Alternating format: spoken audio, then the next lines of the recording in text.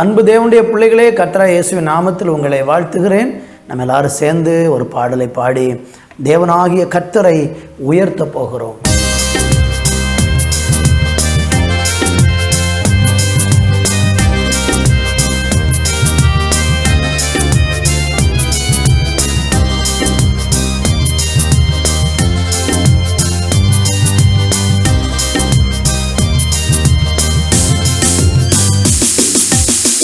மன்னிக்க தெரிந்தவரே, மனதுருக்கம் நிறைந்தவரே, கண்ணுக்கு இமை போல் என்னை காக்கின்ற இரட்சகரே, வழிபார்த்து நிற்கின்றோ வாருங்கள் ஏசையா, வழிபார்த்து நிற்கின்றோ வாருங்கள் ஏசையா, விழிநோக பண்ணாமல் விரைந்தே நிர்வாருமையா, விழிநோக பண்ணாமல் விரைந்தே நிர்வாருமையா.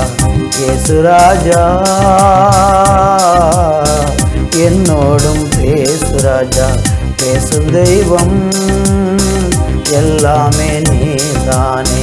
மன்னிக்க தெரிந்தவரே, மனதுருக்கம் முடிந்தவரே, கண்ணுக்கு இமை போல் என்னை காக்கின்ற இரட்சகரே, வழிபார்த்து நிற்கின்றோ வாருங்கள் ஏசையா, வழிபார்த்து நிற்கின்றோ வாருங்கள் ஏசையா, விழிநோக பண்ணாமல் விரைந்தே நிர்வாருமையா, விழிநோக பண்ணாமல் விரைந்தே நிர்வாருமையா.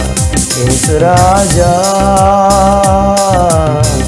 என்னோடும் பேசு ராஜா, பேசும் தெய்வம் நீதானே இயேசு ராஜா. கல்வாரி சிலுவையிலே கர்த்தாவே ரத்தம் சிந்தி, கர்த்தாவே ரத்தம் சிந்தி, கருணையோடு எம்மை காக்க சிலுவையில் ஜீவன் தந்தி, சிலுவையில் ஜீவன் தந்தி. இயேசு ராஜா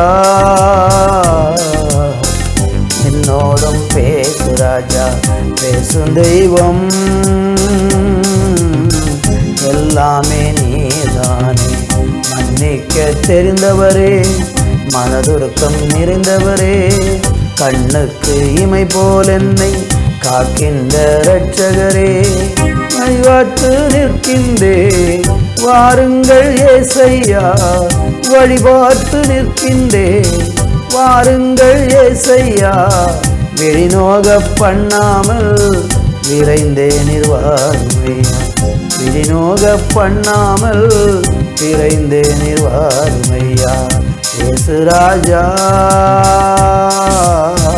என்னோடும் பேசு ராஜா, பேசும் தெய்வம் நீதானே இயேசு ராஜா, இயேசு ராஜா என்னோடும் பேசு ராஜா, பேசும் தெய்வம்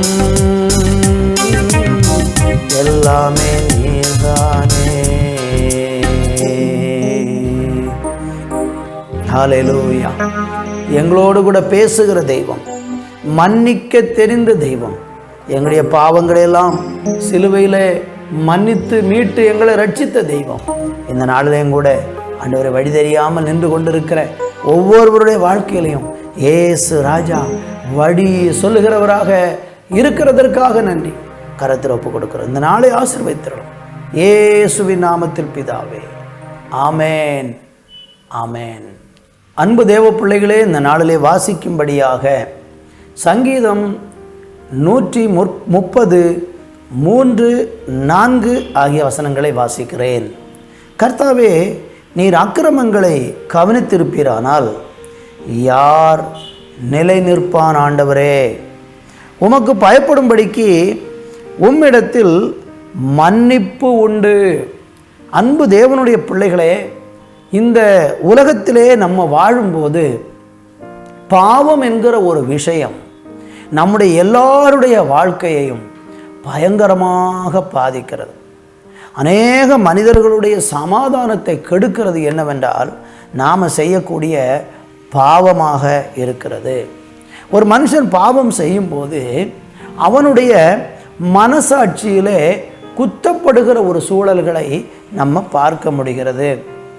இந்த பூமியில் வாழுகிற எந்த மனுஷன் ஆனாலும் அவன் ஒரு தவறு பண்ணிட்டான்னா அவனுடைய மனசாட்சி அவனை குத்தி கொண்டே இருக்கும், அவனை வாதித்து கொண்டே இருக்கும். காரணம் என்னவென்றால், நாம் செய்யக்கூடிய ஒவ்வொரு பாவமும் அது தேவனுக்கு எதிரானது, நம்முடைய ஆத்துமாவுக்கு எதிரானது. அதை நம்முடைய இருதயம் ஏற்றுக்கொள்ளவே செய்யாது. காரணம் என்னென்னா, மனுஷன் ஆண்டவர் படைக்கும்போது அவருடைய சாயலாக படைத்தார். அந்த மனிதனுக்கு மனசாட்சி என்று ஒன்றை ஆண்டவர் எல்லா மனுஷனுக்கும் வைத்திருக்கிறார். அதில் இன்னும் ஒரு கட்டம் அதிகமாக ஆண்டவரை ஏற்றுக்கொண்டு ரட்சிக்கப்பட்டு தேவனை பின்பற்றுகிறவங்களுக்கு பரிசுத்த ஆவியானவர் வேற அவங்களுக்குள்ள வாசம் பண்ணுவார். அப்போ மனசாட்சி குத்தப்படுகிறது, பரிசுத்த ஆவியானவரும் உள்ளே இருந்து என்ன சொல்லுகிறார் என்றால், நம்முடைய தவறுகளை நமக்கு உணர்த்துகிறார், நம்முடைய குற்றங்களை நமக்கு உணர்த்துகிறார். இது உண்டாகும்போது நமக்கு என்ன நடக்கிறது? ஒரு குற்ற உணர்வு நம்முடைய உள்ளத்தில் வரும். அந்த குற்ற உணர்வு வந்த உடனேயே நாம் எப்படி அந்த பாவத்திலிருந்து மன்னிப்பு பெறுவது, செய்த தவறுக்கு எப்படி கடவுளிடத்திலிருந்து தண்டனைக்கு பதிலாக மன்னிப்பு பெறுவது என்பது தான் ரொம்ப முக்கியமானது. நம்ம செய்யக்கூடிய தவறுகளுக்கு நாம் மன்னிப்பு பெறணும்னா அதுக்கு ஒரே ஒரு வழிதான் இந்த உலகத்தில் இருக்கிறது. அது என்னவென்றால், ஆண்டவராகிய இயேசு கிறிஸ்துவை எந்த மனிதன் விசுவாசிக்கிறானோ அவனுக்கு மன்னிப்பு கிடைக்கிறது. காரணம் என்னவென்றால், இயேசு இந்த உலகத்திலே வந்து சிலுவையில் பாடுபட்டது எதற்காக? மனிதர்களுடைய பாவங்களுக்காக. நீங்கள் செய்த பாவங்களுக்காக, நீங்கள் செய்ய போகிற பாவங்களுக்காக, கடந்த காலங்களிலெல்லாம் பாவம் செய்து அதனுடைய சாபத்தை சுமக்கிற உங்களுக்காக, எனக்காகத்தான் இயேசு கிறிஸ்து சிலுவையில் ரத்தம் சிந்திருக்கிறாரு, மரிச்சிருக்கிறாரு. அப்போ நாம் என்ன செய்யணும்னா, ஆண்டவரிடத்திற்கு வரணும். பைபிள் சொல்லுகிறது, கர்த்தாவே நீர் எங்களுடைய அக்கிரமங்களை கவனித்து இருப்பீரானால் யார் நிலை நிற்பான் ஆண்டவரே என்று நம்ம வாசித்தோம். நம்ம ஒவ்வொரு தவறுகளையும் ஆண்டவர் வந்து அப்படியே கணக்கு போட்டு அதை நமக்கு தண்டனையாக கொடுத்தார்னா நம்ம யாருமே நிலைச்சு நிற்க முடியாது. எல்லா மனுஷனும் அழிஞ்சு போயிடுவான். ஆனால் மன்னிப்பு கிடைக்கிறதுனால தான் நாம் உயிரோடு இருக்கிறோம். உமக்கு பயப்படுகிறவர்களுக்கு உம்மிடத்தில் மன்னிப்பு உண்டு. இன்றைக்கி நீங்கள் கடவுளுக்கு பயந்து பாருங்கள். செஞ்ச தவறுக்காக, கடவுளே நான் தெரியாமல் செஞ்சுட்டேன், என்னை மன்னிச்சுக்கோங்க ஆண்டவரே என்று சொல்லி நீங்கள் இயேசு கிறிஸ்துவனிடத்தில் வந்து பாருங்கள். இயேசு கிறிஸ்துவனுடைய ரத்தம் சகல பாவங்களையும் நீக்கி நம்மளை சுத்திகரிக்கும் என்று சொல்லுகிறது.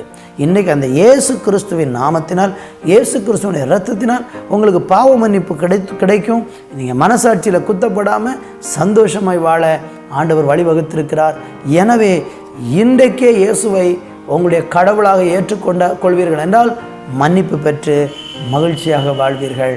கர்த்தர் உங்களை ஆசீர்வதிப்பார். நல்ல தகப்பனே, மன்னிப்பு பெற்று மகிழ்ச்சியாய் வாழ இயேசு கிறிஸ்துவை ஏற்றுக்கொள்ளுகிற இருதயம் எல்லா பிள்ளைகளுக்கும் உண்டாகட்டும். ஆசீர்வதியும். இயேசுவின் நாமத்தில் பிதாவே. ஆமேன், ஆமேன்.